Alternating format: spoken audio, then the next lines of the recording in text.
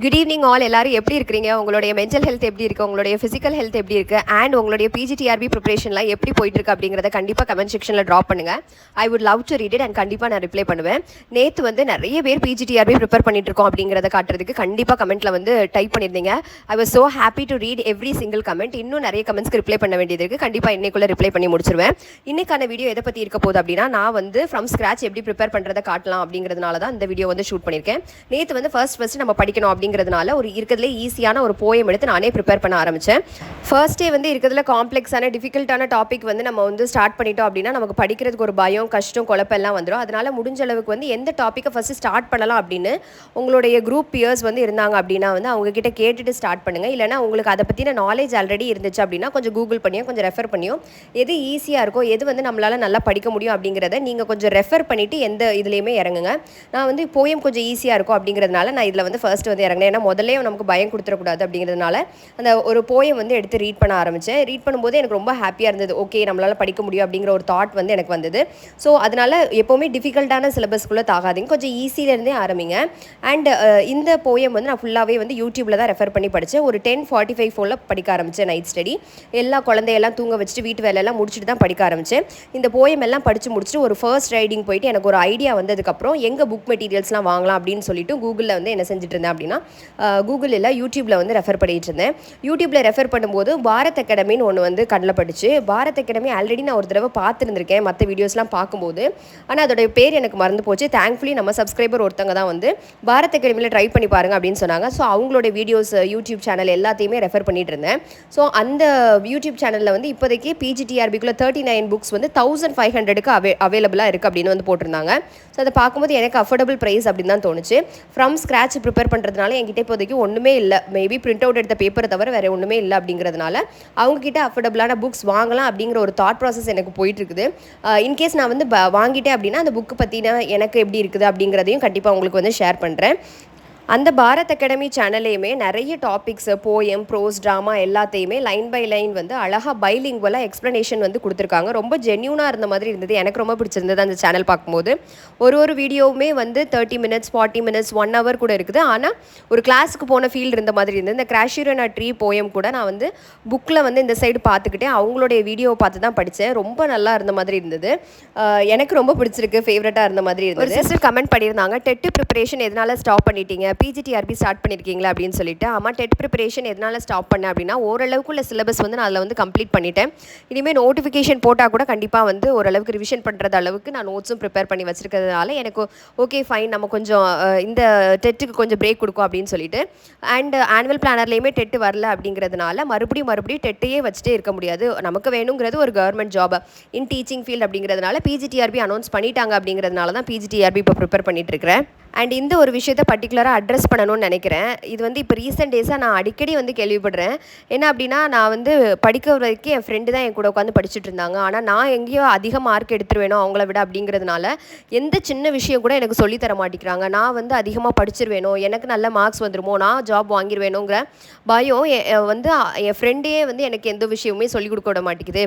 என் கூட தான் சேர்ந்து ப்ரிப்பேர் பண்ணிட்டு இருக்காங்க. நான் அதிகமாக படிச்சிருவேன், நான் மார்க் எடுத்துருவேங்கிறதுனால அந்த ஜெலஸ்னால எனக்கு வந்து எதுவுமே சொல்லி கொடுக்க மாட்டேங்கிறாங்க. நான் வாலண்டியராக போய் சொல்லிக் கொடுக்கணும்னு ஆசைப்பட்டா கூட அவங்க வந்து என்கிட்ட இருந்து வாங்கிக்கிறாங்களே தவிர அவங்க எந்த விஷயமும் எனக்கு சொல்லிக் கொடுக்க மாட்டேங்கிறாங்க அப்படின்னு வந்து இப்போ நிறைய பேர் வந்து பேசும்போது தான் நிறைய விஷயங்கள் வந்து சொல்கிறது எனக்கு தெரியுது. ஒன்று நல்லா ஞாபகம் வச்சுக்கோங்க, நீங்கள் பிஜிடிஆர்பி ப்ரிப்பேர் பண்ணுறவங்களா இருக்கலாம், நீங்கள் டெட்டு ப்ரிப்பேர் பண்ணுறவங்களா இருக்கலாம், எந்த எக்ஸாம் கூட ப்ரிப்பேர் பண்ணுறவங்களா இருக்கலாம். நீங்கள் உங்கள் நாலேஜை ஷேர் பண்ண மட்டும்தான் உங்கள் நாலேஜ் வளர்ந்துக்கிட்டே போகும்.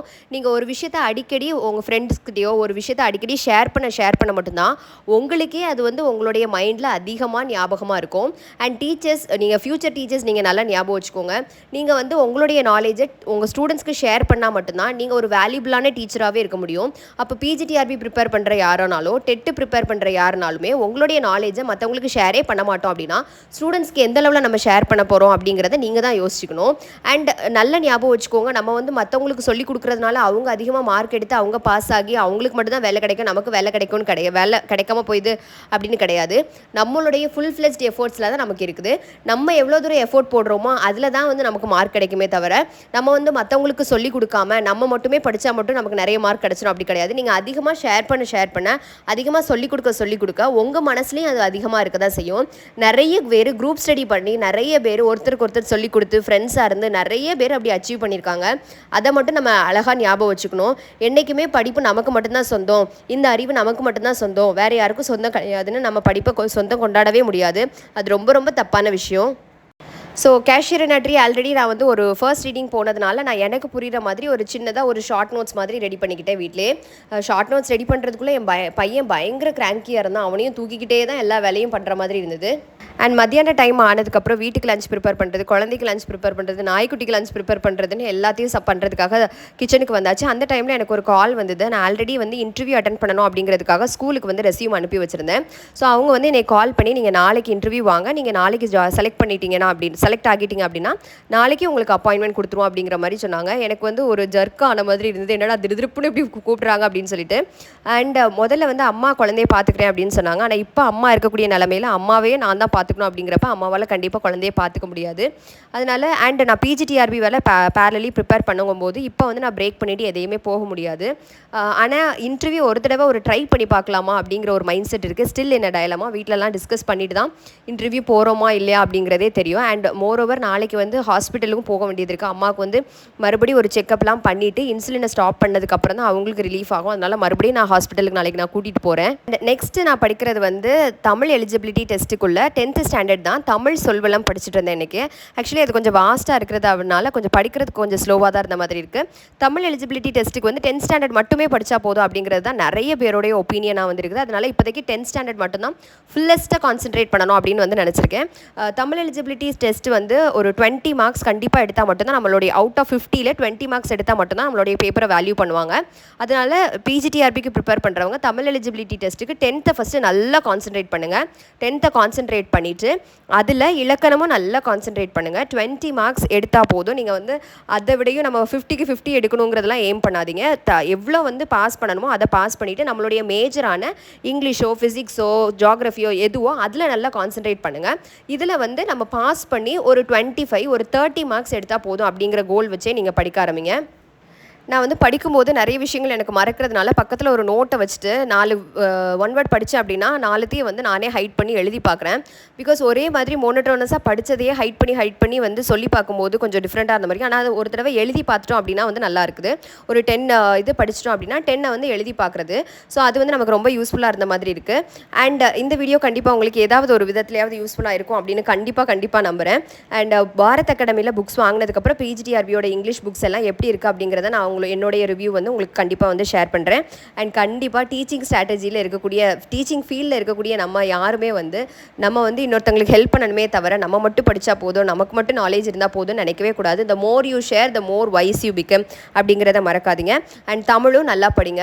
முடிஞ்ச அளவுக்கு ஒரு டைம் டேபிள் போட்டு படிக்க ஆரம்பிங்க. நான் இந்த வீக் தான் ஃபஸ்ட்டாக வந்து ஸ்டார்ட் பண்ணியிருக்கேன் அப்படிங்கிறதுனால இந்த வீக் வந்து ஓரளவுக்கு நான் வந்து கொஞ்சம் ரெடி ஆனதுக்கப்புறம் தான் நெக்ஸ்ட் வீக்லேருந்து டைம் டேபிள் போட்டு ஸ்டார்ட் பண்ணணும் அப்படின்னு சொல்லி வச்சுருக்கேன். So I am trying my level best. I am putting all my efforts into PGDRP. கண்டிப்பாக வந்து என்ன மாதிரியே ப்ரிப்பேர் பண்ணுற நிறைய ஆஸ்பிரன்ஸ் இருக்கீங்க. கண்டிப்பாக நீங்கள் எல்லாருமே பாஸ் பண்ணணும் அப்படிங்கிறது தான் என்னுடைய ஆசையாக இருக்குது. ஃபுல் ஃப்ளெஜ்டாக ப்ரிப்பேர் பண்ணுங்கள். நமக்கு இல்லைனா அந்த கவர்மெண்ட் சீட் வேறு யாருக்கு இருக்க போகுது அப்படிங்கிற நம்பிக்கையில் உங்களுடைய ஃபுல்லஸ்ட் எஃபோர்ட்டை போடுங்க. கண்டிப்பாக நீங்கள் பாஸ் ஆவீங்க. Thank you. Have a very good day.